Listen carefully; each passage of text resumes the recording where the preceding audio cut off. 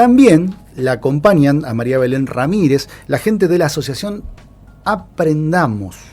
Patricia Olivera, ¿cómo estás? Bienvenida. Muy bien, bienvenido. Ahí sí, un poquito más cerca. Un poquito más cerca. Sí. Ahí está. Acá. Ahí Bien. está. Va de vuelta. Patricia Olivera, ¿cómo estás? Hola. Muy bien, hola a todos. Bien, ahí se escucha bien. Y también está Erika Bondartusen, ¿cómo estás? Hola, ¿qué tal? Muy bien. Ah, esa voz se escucha bien. Esa la hice adrede. Voz de locutora. Sí. La hice adrede para la radio. Mirá vos. Estuvo practicando.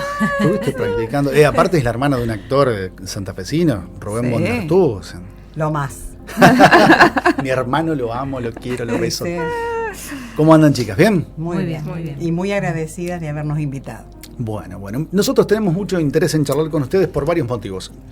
Nosotros aquí en el grupo tenemos muchos docentes, ¿sí? Uh-huh. Y un tema que nos desvela es el tema de la dislexia.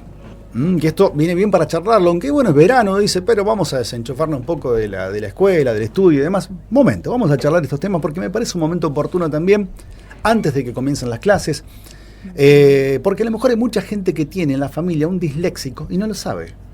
Es así, a nosotros también nos desvela, aunque hace un tiempo que estamos en la asociación y eso nos sirvió para que aunáramos esfuerzos y las preocupaciones sean menos, y viste que cuando estamos juntos parece todo más fácil. Claro, ahí está la clave del éxito, ¿no? Claro, por eso esta asociación que estamos desde el 2007 contiene a bastantes papás, porque esto cuando aparece causa mucha angustia, mucha preocupación, mucho enojo también, y bueno, un poco era contenernos entre todos y hacer catarsis por este tema, que ahora en las vacaciones un poco uno se relaja, pero cuando empiezan las clases se arma el lío, ¿no? Sí. Porque es ¿qué nos pasa a los papás de los chicos que tienen dislexia?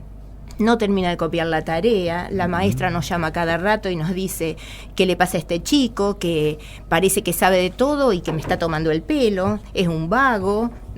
Todos esos rótulos son los que tienen nuestros hijos, ¿no?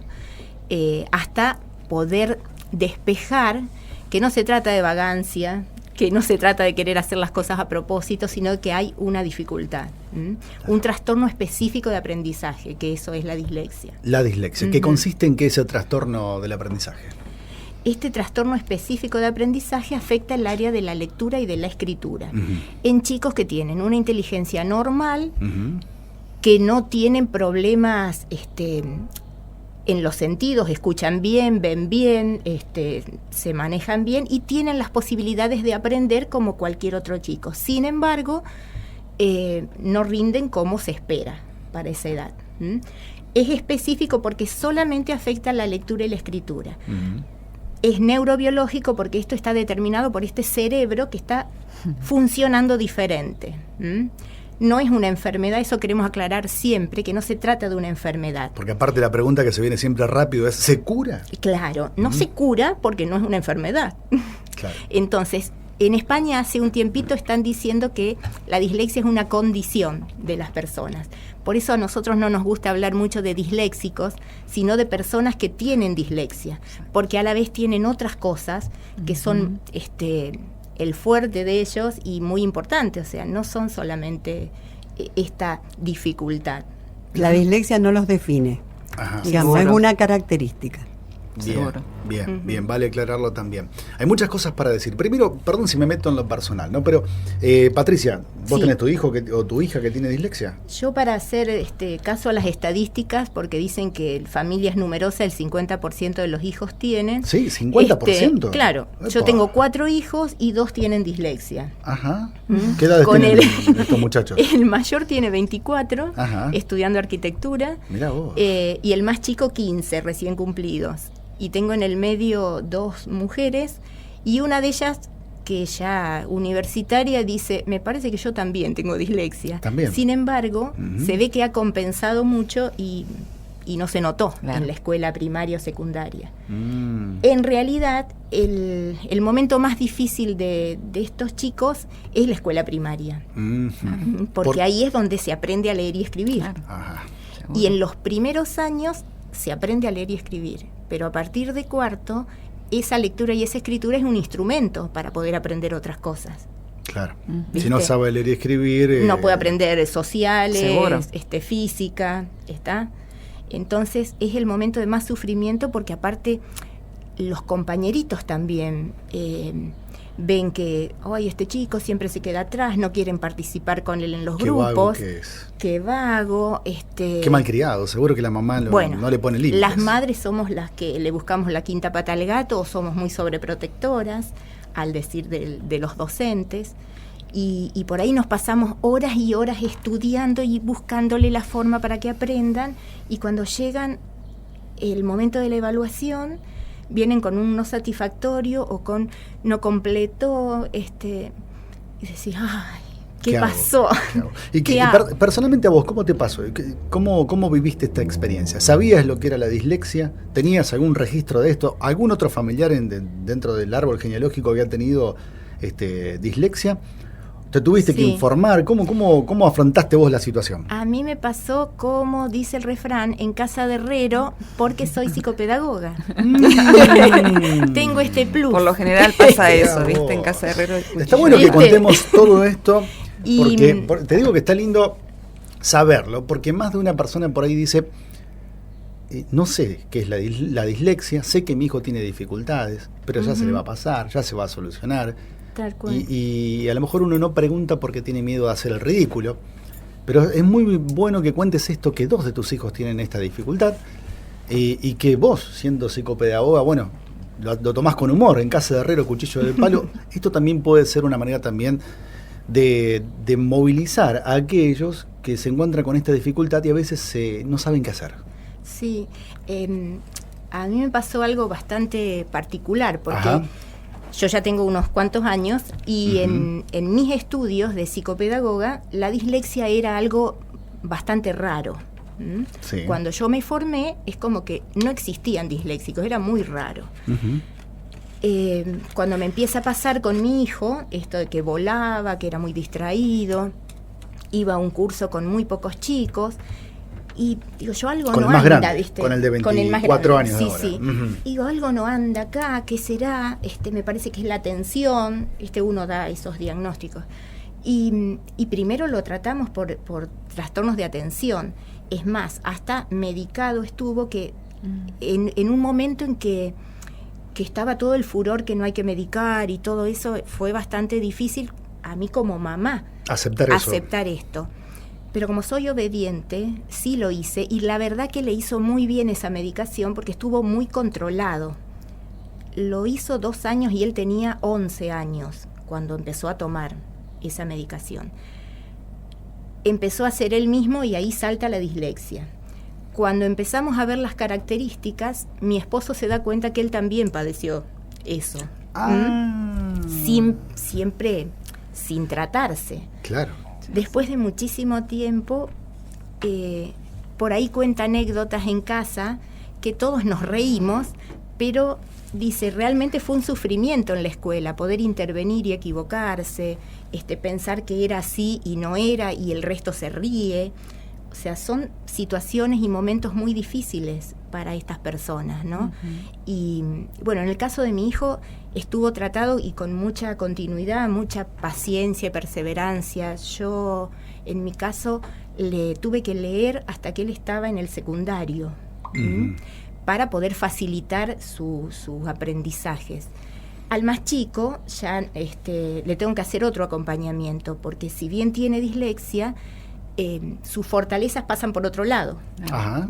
Entonces, no hace falta que yo le lea, puede leer él con más facilidad que el más grande.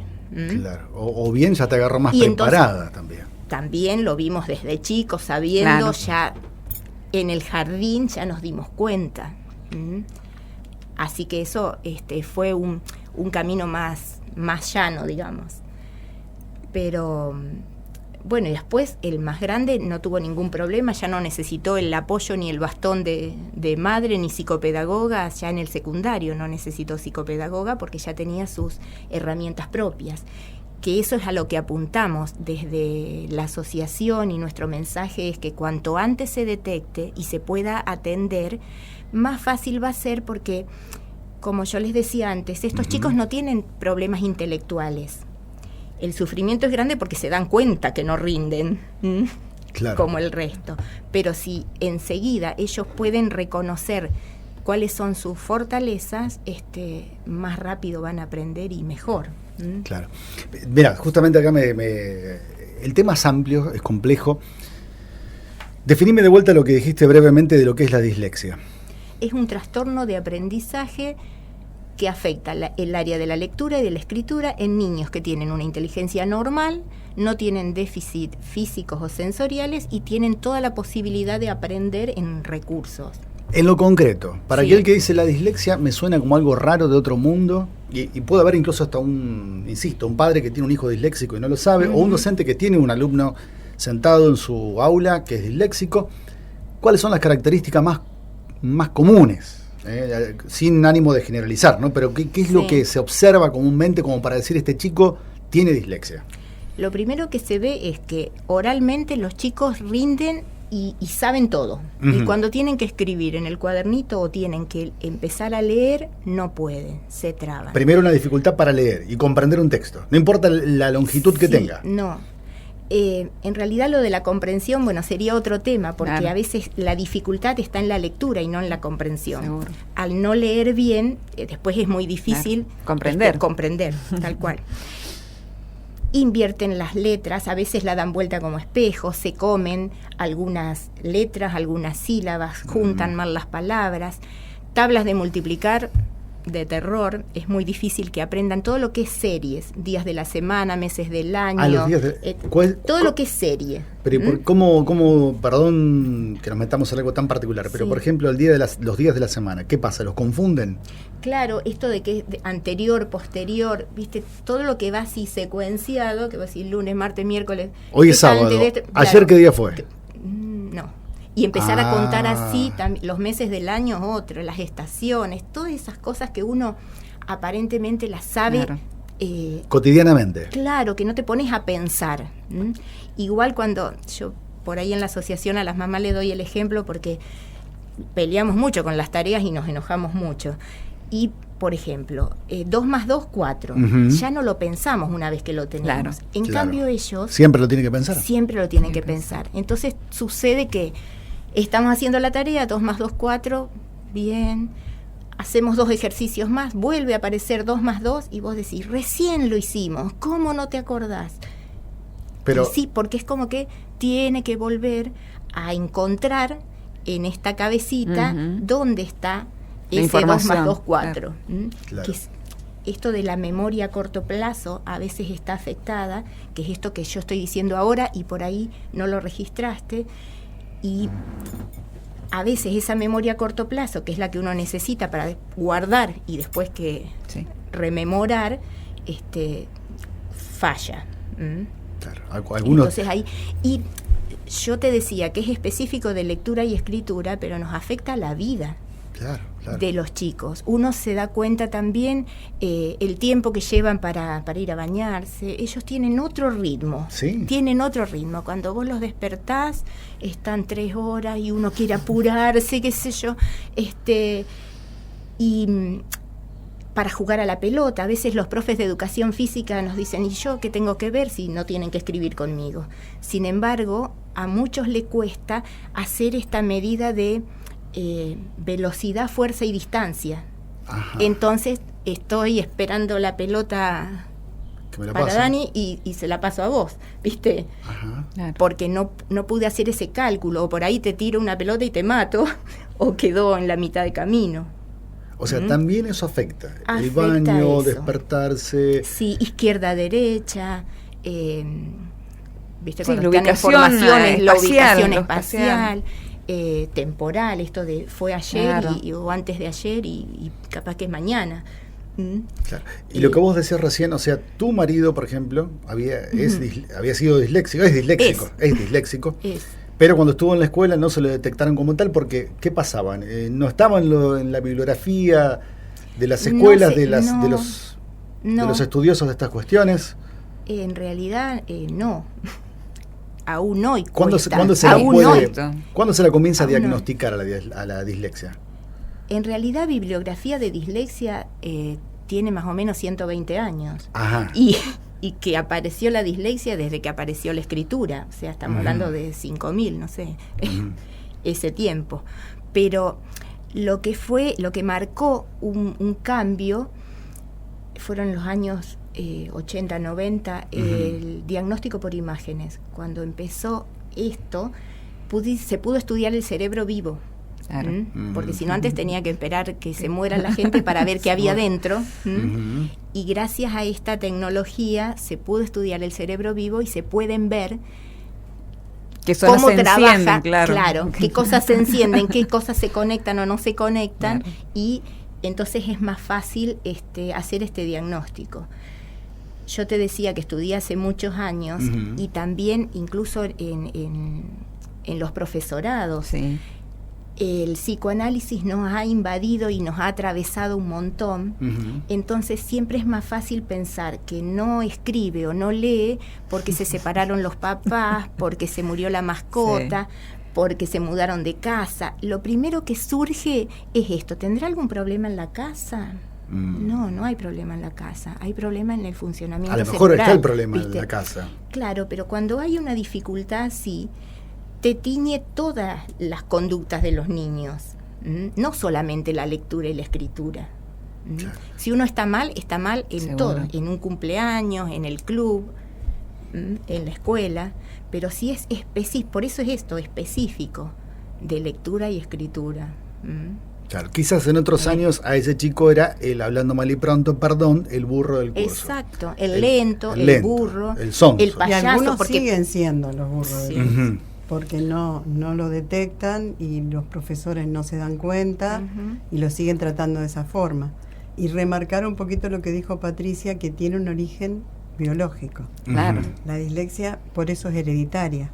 Claro, no es un capricho del niño que volvemos a esto que ya hemos mencionado, pero no es una conducta caprichosa del niño. Exacto. Bien, consejos, vamos a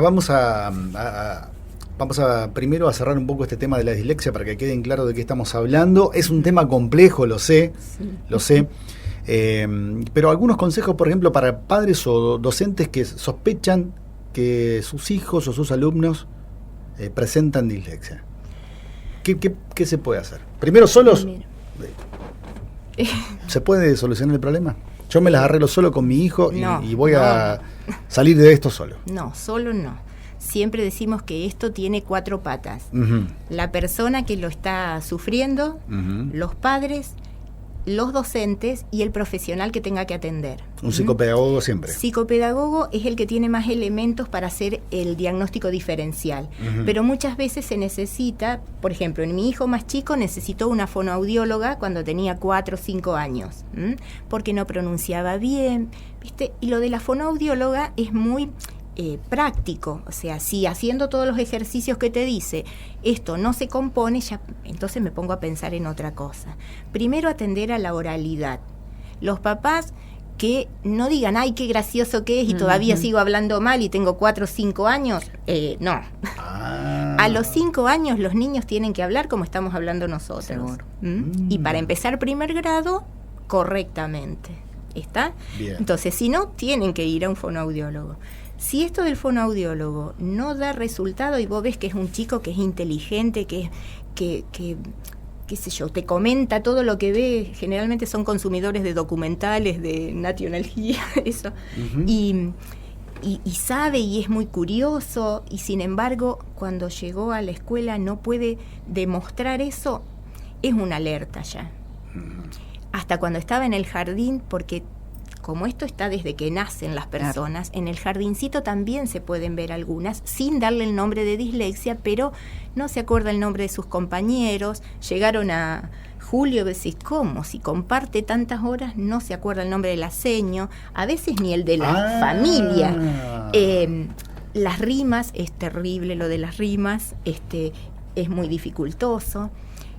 Y siempre les decimos a las maestras jardineras, pregunten cuando tienen que hacer las entrevistas con los padres si esos papás fueron a psicopedagogas o tuvieron alguna dificultad en la escuela.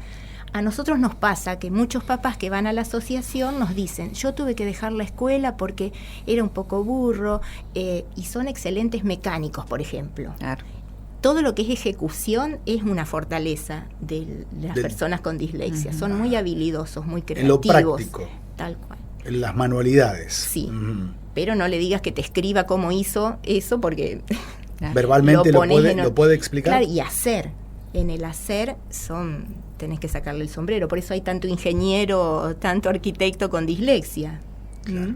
En el caso particular, volviendo a tu situación en especial, mencionás que tu hijo, pese a la dislexia, ahora es un estudiante universitario, el más grande, y está en arquitectura. Sí. O sea que esto también habla de que uno puede convivir con esta dislexia, y que puede llevar adelante una vida cualquier cosa de trabajo, de estudio.